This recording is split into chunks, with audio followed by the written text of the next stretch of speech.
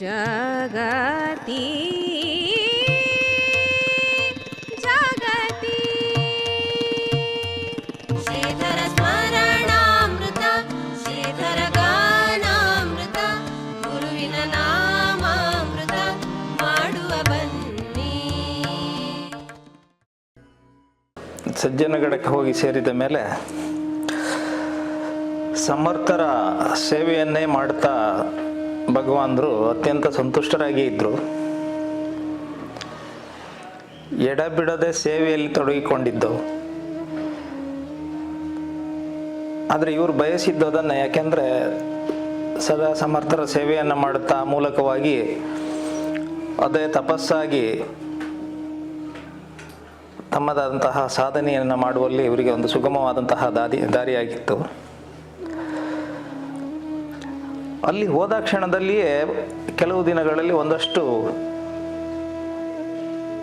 ವಿಶಿಷ್ಟವಾದಂತಹ ಘಟನೆಗಳು ನಡೆಯಿತು ಅವರ ಜೀವನದಲ್ಲಿ. ಒಮ್ಮೆ ದತ್ತಪಂತ ಸಬನೀಸರ ಒಂದು ಶಿಶುವನ್ನು ಅವರ ಸಹೋದರಿಯಾದಂತಹ ಕೃಷ್ಣಾಬಾಯಿ ಎಂಬುವರು ಕರ್ಕೊಂಡು ಬಂದಿದ್ರಂತೆ. ಮಗು ಇನ್ನೇನು ಬದುಕೋದಿಲ್ಲ ಅನ್ನುವಂತಹ ಸ್ಥಿತಿಯಲ್ಲಿ ಇತ್ತು. ವೈದ್ಯರೆಲ್ಲ ಬೇಕಾದಂತಹ ಚಿಕಿತ್ಸೆಯನ್ನು ಮಾಡಿ ಇನ್ನು ಸಾಧ್ಯ ಇಲ್ಲ, ಬದುಕಿಸ್ಲಿಕ್ಕೆ ಆಗುವುದಿಲ್ಲ ಅಂತ ಹೇಳುವಂತಹ ಸ್ಥಿತಿಯಲ್ಲಿ ಸಜ್ಜನಗಡಕ್ಕೆ ಕರ್ಕೊಂಡು ಬಂದು ಭಗವಾನರಲ್ಲಿ ಹೇಳಿದ್ರಂತೆ, ಸಮರ್ಥರ ತೀರ್ಥವನ್ನು ಹಾಕಬೇಕು ಸ್ವಾಮಿ, ಇದರಿಂದ ಏನಾದರೂ ಗುಣಮುಖ ಆಗುವ ಸಾಧ್ಯತೆ ಉಂಟೇನೋ ಅಂತ ಅವರೇ ಹೇಳಿದಾಗ ಆಯಿತು ಅಂತ ಹೇಳಿ ಸಮರ್ಥರ ತೀರ್ಥವನ್ನು ಪ್ರೋಕ್ಷಣೆ ಮಾಡಿದ ಕೂಡಲೇ ಆ ಮಗು ಅದರ ಉಂಟಾಗಿದ್ದಂತಹ ಎಲ್ಲ ರೋಗಗಳು ನಿವಾರಣೆಯಾಗಿ ಮೊದಲಿನ ಹಾಗೆ ಆಯ್ತಂತೆ. ಮತ್ತೊಮ್ಮೆ ಯಾವುದೋ ಒಂದು ಹೆಂಗಸನ್ನು ಕರ್ಕೊಂಡ್ಬಂದು, ಅದಕ್ಕೂ ಕೂಡ ತುಂಬ ಕಾಯಿಲೆಗಳಿತ್ತು. ಆ ಮೂಲಕವಾಗಿ ತೀರ್ಥವನ್ನು ಹಾಕಿದಾಗ ಆಕೆಯು ಕೂಡ ಮೊದಲಿನ ಹಾಗೆ ಗುಣಮುಖರಾಗಿ ತೆರಳಿದ್ದು. ಇದನ್ನೆಲ್ಲ ನೋಡಿದ ಕ್ಷಣದಲ್ಲಿ ಅಲ್ಲಿ ಅವರಿಗೂ ಇವರ ಕೈಯಲ್ಲಿ ಏನೋ ಒಂದು ವಿಶಿಷ್ಟವಾದಂತಹ ಶಕ್ತಿ ಇದೆ, ಇವರಿಂದ ಏನಾದರೂ ಮಾಡ್ಲಿಕ್ಕೆ ಆಗ್ತದೆ ಅನ್ನುವಂತಹ ಭಾವದಿಂದ ಸ್ವಲ್ಪ ಗೌರವವೂ ಹೆಚ್ಚಾಯಿತು.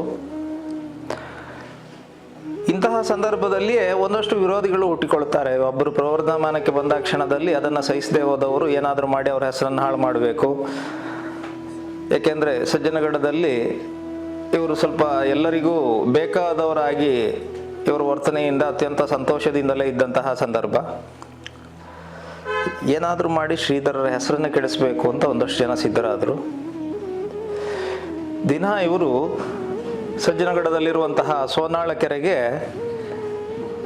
ಸಮರ್ಥರ ಬಟ್ಟೆಗಳು ಒಲ್ಕಳಗಳನ್ನು ತೊಳೆಯಲಿಕ್ಕೆ ತಗೊಂಡು ಹೋಗ್ತಾ ಇದ್ರು. ಇದೇ ಸಂದರ್ಭವನ್ನು ಕಾಯ್ತಾ ಇದ್ದಂತಹ ಕೆಲವರು ಆ ಸಮರ್ಥರ ವಸ್ತ್ರವನ್ನು ಸ್ವಚ್ಛಗೊಳಿಸ್ತಿರುವಂತಹ ಸಂದರ್ಭಕ್ಕೆ ಬಂದು ಹೇಳಿದ್ರಂತೆ, ಅಲ್ಲಿ ದೇವಸ್ಥಾನದ ಬಳಿಯಲ್ಲಿರುವಂತಹ ವ್ಯವಸ್ಥಾಪಕರು ನಿಮ್ಮನ್ನು ಕರೀತಾ ಇದ್ದಾರೆ ಅಂತ.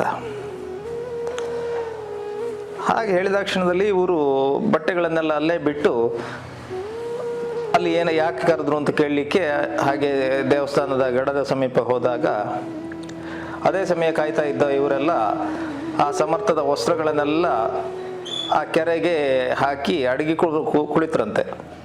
ಏನಾಗ್ತದೆ ನೋಡೋಣ, ಯಾಕೆಂದರೆ ಸಮರ್ಥರ ವಸ್ತ್ರಗಳೇ ಕಾಣೆಯಾದಾಗ ಸಹಜವಾಗಿಯೇ ಇವರು ತಮ್ಮದಾದ ಕರ್ತವ್ಯವನ್ನು ಸರಿಯಾಗಿ ನಿರ್ವಹಿಸಲಿಲ್ಲ ಅಂತ ಹೇಳಿ ಇವರ ಮೇಲೆ ಅಪವಾದ ಬರ್ತದೆ. ಆ ಮೂಲಕವಾಗಿ ಇವರನ್ನು ಸಜ್ಜನಗಡದಿಂದಲೇ ಹೊರ ಹಾಕ್ತಾರೆ ಅನ್ನೋ ಒಂದು ನಿರೀಕ್ಷೆ ಇತ್ತು ಅವರಿಗೆ.